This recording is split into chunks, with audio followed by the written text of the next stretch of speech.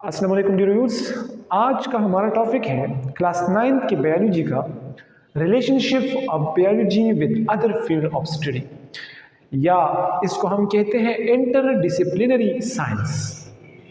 जैसे आपको मालूम है कि प्रीवियस क्लासेस में हमने जब साइंस का इंट्रोडक्शन किया तो साइंस के इंट्रोडक्शन में हमने ये कहा कि साइंस एक बहुत बड़ा वसीम नॉलेज है, तो उसको डिस्ट्रीब्यूट करके हमने बहुत सारे ब्रांचेस में डिवाइड किया। उसके साथ हमने बायोलॉजी के अलावा chemistry, physics, geography, mathematics, economics और इसी तरह बहुत सारे अदर फील्ड थे जिसको हमने साइंस से सेपरेट की। तो आज हम ये डिस्कस करेंगे कि आया बायोलॉजी जो फील्ड है हमारा, इसका साइंस के अदर फील्ड जो है इसके साथ कोई रिलेशनशिप है कि नहीं। तो आज हम ये डिस्कस करेंगे कि कौन से ऐसी फील्ड है जो बायोलॉजी के साथ रिलेट करते हैं या बायोलॉजी में उसका कुछ न कुछ किरदार है। तो इसका पहला टॉपिक है बायोफिज़िक्स। बायोफिज़िक्स में हम ये डिस्कस करेंगे, जिस तरह के नाम से जाहिर है, बायोफिज़िक्स यानी कि बायोलॉजी और फिज़िक्स का रिलेशनशिप हम फाइंड आउट करेंगे। तो बायोलॉजी और फिज़िक्स का रिलेशनशिप कुछ इस तरह हम फाइंड आउट करेंगे कि जितनी भी बायोलॉजी के अलावा अदर फील्ड ऑफ साइंसेस हैं उसके जो कुछ प्रिंसिपल्स और कुछ फार्मूलाज और उसके कुछ टेक्निक्स और टूल्स जो है वो किस तरह बायोलॉजी पर एप्लीकेबल है। तो फिज़िक्स भी है, फिज़िक्स में यानी बायोफिज़िक्स में हम ये स्टडी करते हैं, it deal with the study of principles of physics which are applicable to biological phenomena. यानी फिज़िक्स के कुछ प्रिंसिपल्स यानी जो असूल है, जो फार्मूलाज है, कुछ फार्मूलाज, सारे के सारे नहीं, कुछ फार्मूलाज जो सिर्फ और सिर्फ बायोलॉजिकल फिनोमेना या बायोलॉजिकल प्रोसेस पर एप्लीकेबल है, बायोलॉजिकल प्रोसेस पर असरअंदाज होते हैं। मिसाल के तौर पर हमारे साथ फिज़िक्स के बहुत सारे फार्मूलाज हैं, फिज़िक्स के बहुत सारे लॉज हैं, लेकिन सारे के प्रिंसिपल्स, सारे के सारे लॉज और प्रिंसिपल जो है वो बायोलॉजिकल फिनोमेना पर एप्लीकेबल नहीं है। कुछ प्रिंसिपल्स और मतलब कि हमारे साथ जो लॉज है वो हमारे साथ ह्यूमन बॉडी या लिविंग थिंग्स के बॉडी पर एप्लीकेबल है।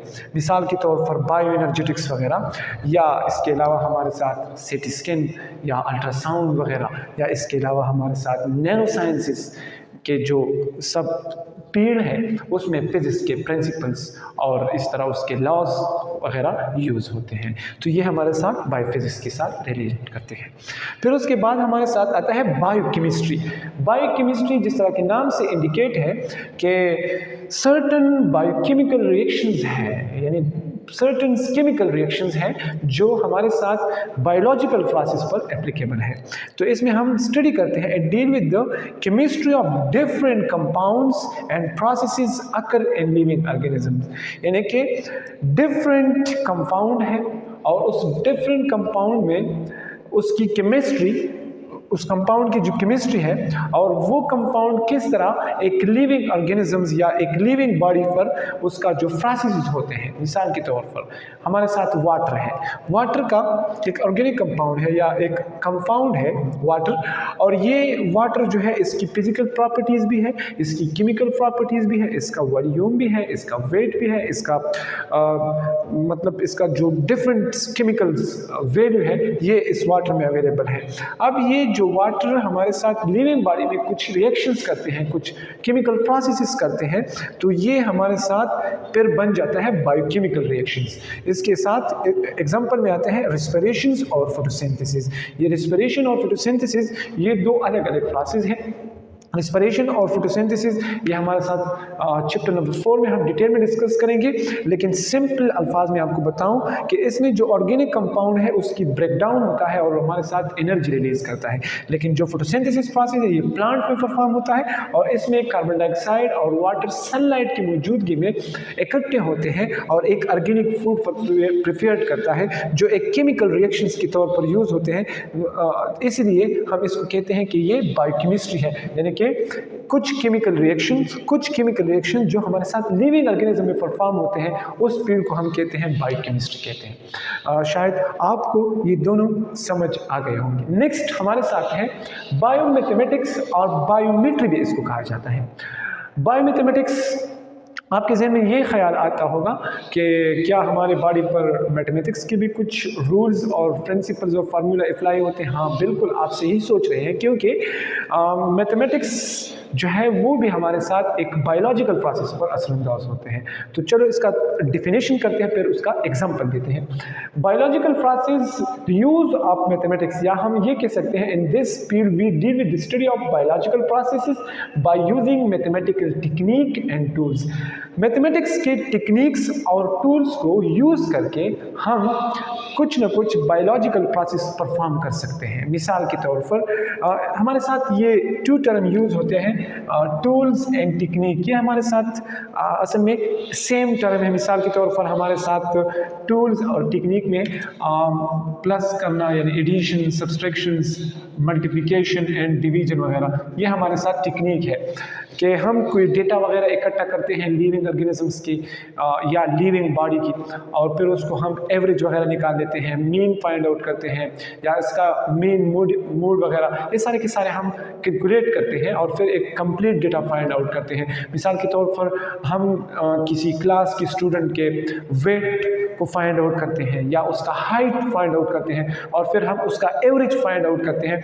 तो जब हम इसको एवरेज की वैल्यू में ऐड करते हैं या फाइंड आउट करते हैं तो ये हमारे साथ एक वैल्यू तो आ गया, लेकिन ये वैल्यू हमने जब फाइंड आउट किया और हमारे साथ एक ऑर्गेनिज्म का एवरेज फाइंड आउट हुआ, तो इसको हमने मैथमेटिक्स के फार्मूले की बेस पर फाइंड आउट किया, लेकिन ये वैल्यू हमारे साथ एक लिविंग बॉडी था, एक लिविंग ऑर्गेनिज्म का था। तो इस वजह से हम ये कह सकते हैं कि बायोमैथमेटिक्स जो है या बायोमेट्री जो है ये हमारे साथ भी एक सब फील्ड है जो हमारे साथ रिलेट करते हैं बायोलॉजी के साथ। इसके बाद हमारे साथ आते हैं biogeography. Biogeography, Jio means earth and graphy means मतलब कि डिफरेंट टाइप्स ऑफ मेजरमेंट्स वगैरह के लिए जो हम ग्राफ्स वगैरह ड्रा करते हैं। मिसाल के तौर पर थोड़ा डिफिनीशन की तरफ आते हैं कि occurrence and distributions of living organism at different geographical regions of the world. इसमें हम दो बातें याद रखते हैं, यानी बायोजियोग्राफी हमारे साथ एक लिविंग ऑर्गेनिज्म का अकरेंस और उसकी डिस्ट्रीब्यूशंस के बारे में हम ये फाइंड आउट करते हैं कि फॉर एग्जांपल हमारे साथ एक ऑर्गेनिज्म है वो एक क्लाइमेट जोन में सर्वाइव करता है, लेकिन उसी क्लाइमेट जोन का जो ऑर्गेनिज्म है वो किसी दूसरी क्लाइमेट जोन में सर्वाइव नहीं कर सकती। यानी कि किसी लिविंग ऑर्गेनिज्म का जियोग्राफिकल जो पोजीशन है या जियोग्राफिकल लोकेशन जो है उसको हम फाइंड आउट करते हैं। यानी कि इसी बेस पर हम लिविंग ऑर्गेनिज्म का different geographical position find out करते हैं कि ये ऑर्गेनिज्म फला लोकेशन पर अवेलेबल है और ये ऑर्गेनिज्म इसी रीजन पर अवेलेबल है या इसी जोन में, क्लाइमेट जोन में अवेलेबल है। तो different types of living organism का जो लोकेशन है या क्लाइमेट जोन है वो हम बासानी फाइंड आउट कर सकते हैं। यानी कि जब हम किसी लिविंग ऑर्गेनिज्म का जियोग्राफिकल पोजीशंस फाइंड आउट करें different locations of the world में, तो वो हमारे साथ बन जाता है बायोजियोग्राफी। मिसाल के तौर पर पोलर बियर जो है ये ज़्यादातर कूल एनवायरनमेंट में या ठंडी जो जगह है वहाँ पर सर्वाइव करते हैं। ये इस तरह नहीं होता कि हमारे साथ गर्म इलाके जो है या जो हमारे साथ समर जोन है वहाँ पर ये सर्वाइव नहीं करता। या इसके अलावा हमारे साथ different types of other living organism है जो एक ख़ास एनवायरनमेंट में सर्वाइव करते हैं। जब हम ये फाइंड आउट करते हैं कि ये फला ऑर्गेनिज्म इसी एनवायरनमेंट में सर्वाइव करता है, तो हमें ये आसानी हो जाता है उस ऑर्गेनिज्म की कैरेक्टरिस्टिक्स के बारे में कि ऑर्गेनिज्म क्यों इस क्लाइमेट जोन में या समर जोन में या विंटर जोन में या मॉडरेट एनवायरनमेंट में या टेम्परेट जोन में सर्वाइव करता है। इस रीजन में जो ऑर्गेनिज्म सर्वाइव करता है क्यों करता है, तो हमें ये आसानी हो जाती है उसकी कैरेक्टरिस्टिक्स की फाइंड आउट करने में। तो इसके एग्जांपल में हमारे साथ एक एग्जांपल है पोलर बियर, ये ज़्यादातर हमारे साथ आर्कटिक रीजन में सर्वाइव करते हैं। इस तरह हज़ारों बहुत सारे एग्जाम्पल्स अवेलेबल हैं, अगर आप इस पर सर्च करें तो आपको ये बासानी समझ आ जाएगा। तो ये हमारे साथ था बायोजियोग्राफी। अगर इसी के हवाले से आपको कोई क्वेश्चन हो तो कमेंट सेक्शन में ज़रूर कीजिए। Thank you.